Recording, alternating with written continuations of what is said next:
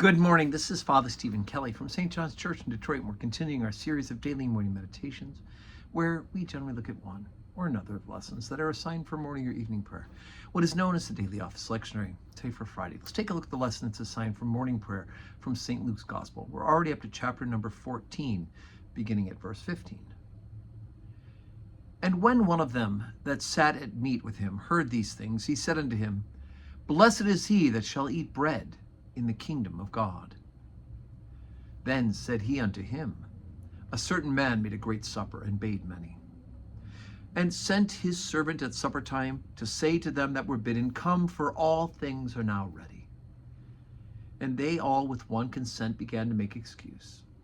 The first said unto him, I have bought a piece of ground, and I must needs go and see it.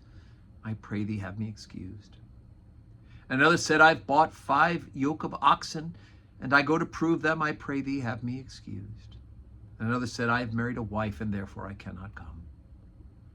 So the servant came and showed his lord these things. And the master of the house, being angry, sent to his servant, Go out quickly into the streets and lanes of the city, and bring in hither the poor, and the maimed, and the halt, and the blind. And the servant said, Lord, it is done as thou hast commanded, and yet there is room. And the Lord said unto his servant, Go out into the highways and hedges, and compel them to come in, that my house may be filled.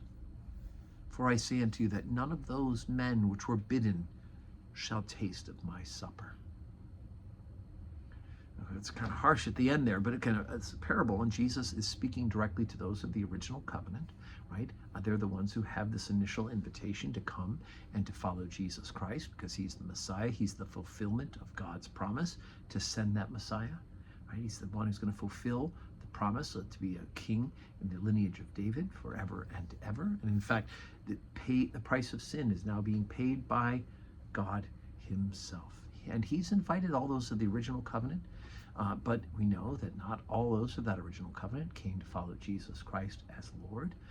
Just as we hear about certain people, the supper made excuses, right? I've got an oxen to try, and I've got to take a piece of land, and I have a wife. All of these things are not pressing, right? All of these things are things that can be done later. The priority being, of course, going to this supper. So the man's invitation by parable is, in fact, just bring in everybody. First go out the halt and maim and the lame, bring them in.